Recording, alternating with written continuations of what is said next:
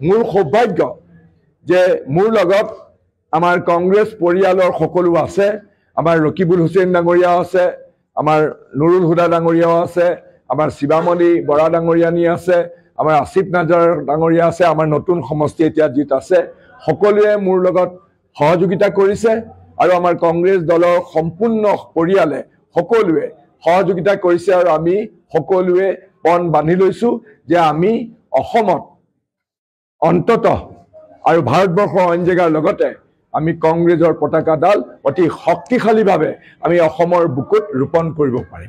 তেওঁ সদস্য আছে, তেওঁ কেলে ৰিজাইন দি পেলাই তেওঁ কেলে বিজেপি দলত যোগদান নকৰে?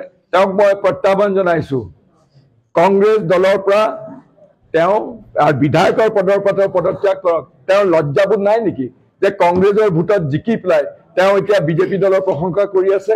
এনেকুৱা লজ্জাহীন মানুহ যেতিয়ালৈকে থাকিব তেতিয়ালৈকে কেতিয়াও আমাৰ মূল্যবোধৰ ৰাজনীতিয়ে কেতিয়াও গঢ়ি উঠিব নোৱাৰিব।